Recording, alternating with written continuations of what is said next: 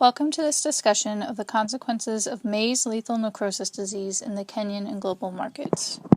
Maize lethal necrosis disease, MLND, is a viral infection that can affect all varieties of maize. It is the result of a co-infection of two viruses and is spread via a vector, such as beetles or worms, which transmit the disease from plant to plant and field to field. The symptoms of MLND include the death of corn leaves, premature plant death, rotting cobs, malformed ears, and damage to the plant reproductive systems.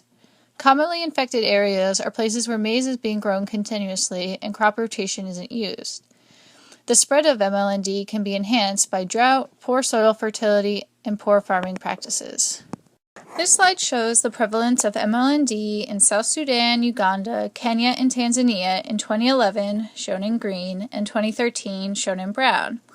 As you can see, the area affected by MLND was primarily in Kenya in 2011, but in 2013 it has expanded into neighboring regions.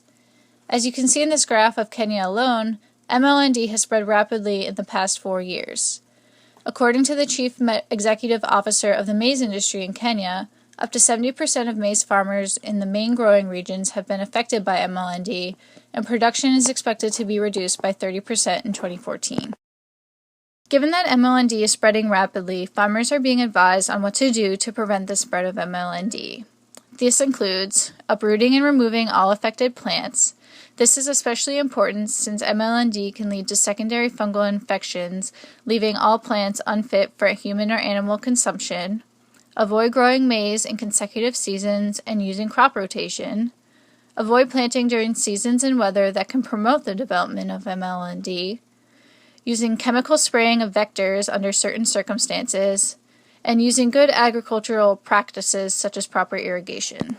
Here is a production possibilities frontier for Kenyan farmers showing the various combinations of two commodities that they can produce. For the purposes of this presentation, we will consider the production of all Kenyan farmers as a whole. Please note that the values presented here are for presentation purposes only. Along the x-axis, we have the quantity of maize produced in millions of metric tons, and on the y-axis, we have the quantity of all other grains in millions of metric tons that can be produced by Kenyan farmers. Any point along the red line is a point of production that is possible without MLND. For example, it is possible that Kenyan farmers would choose to produce only other grains. They would be at point A on this graph at about 3 million metric tons of other grains being produced and no maize being produced at all. In contrast, it is possible that Kenyan farmers would choose to produce maize exclusively. They would be at point B on this graph, producing about 3.3 million metric tons of maize and no other grains. In reality, optimizing Kenyan farmers probably produce both maize and some other grains. This is point C, the equilibrium point on the graph, in which 2.8 million metric tons of maize are produced, as well as 1.2 million metric tons of other grains. This equilibrium point is optimal for producers as it is the highest feasible point for production of both crops. Points above the red line are impossible production points as there is simply not enough time, labor, or resources to produce crops at levels above the red line. Points below the red line are inefficient.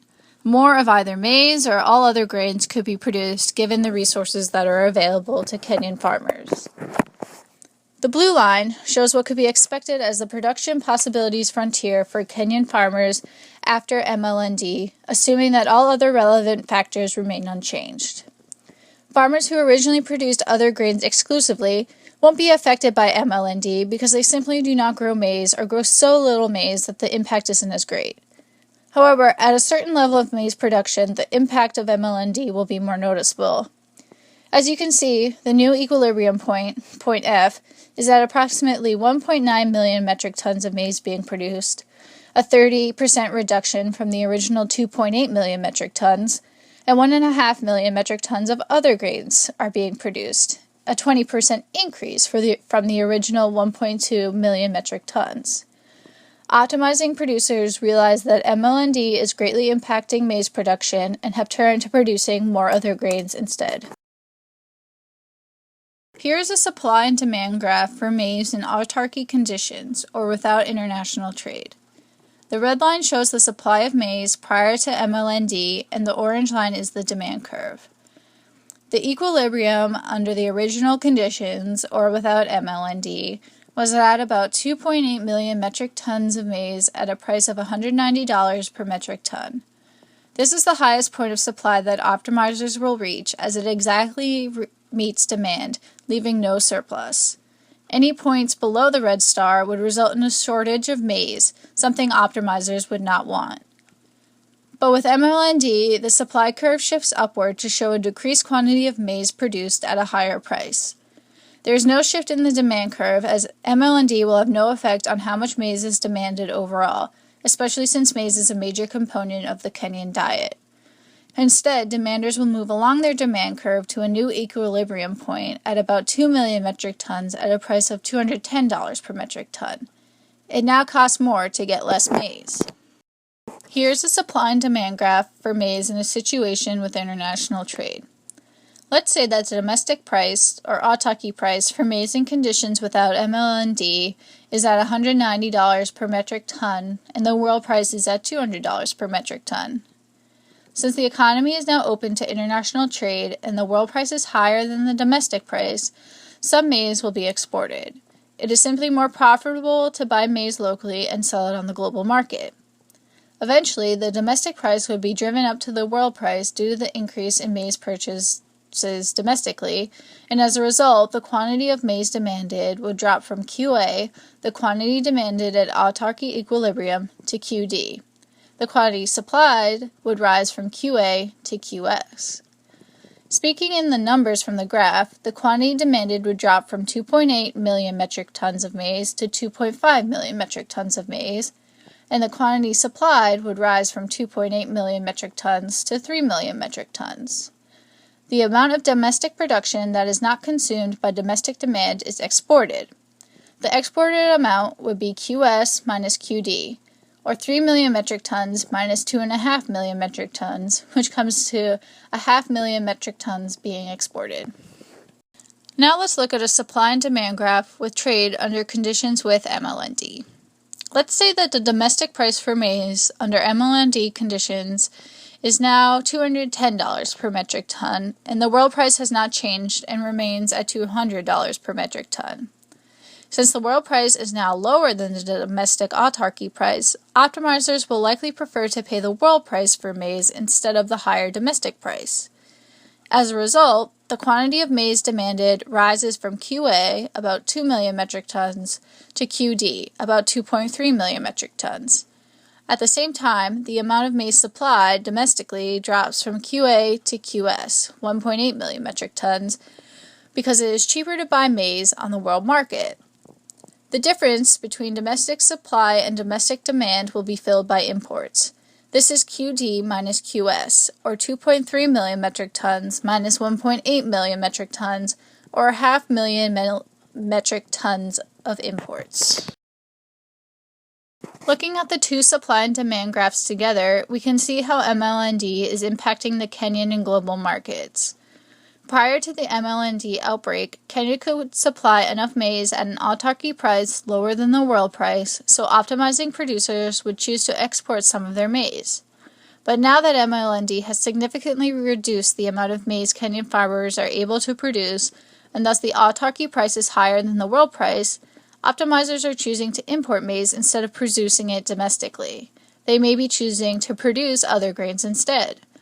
This could have a significant impact on the global market, as some markets will not have to supply Kenya with maize to meet their needs for imports, and some markets who relied on Kenya to provide maize will have to find new suppliers. While it seems simple and easy for Kenya to simply import maize to meet demand, this is not the case. Kenya currently has a ban on genetically modified corn, which locks out any imports from the United States. Locking out the U.S. means locking out the world's largest producer of corn. Furthermore, it is probably not wise for Kenya to look to other African corn markets for imports, as the disease is spreading quite quickly.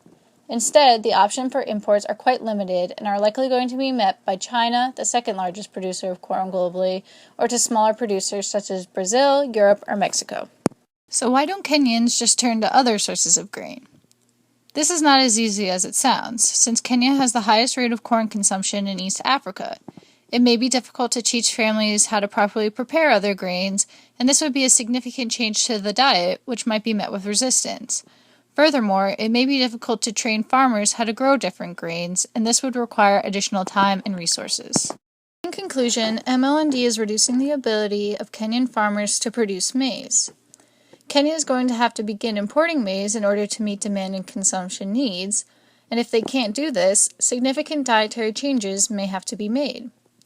Globally, other countries may have to find new sources of maize or begin supplying maize to Kenya.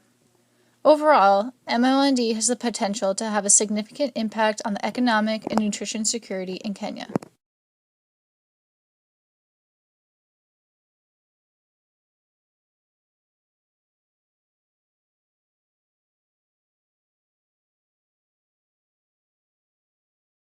Here are the references that I use for this presentation.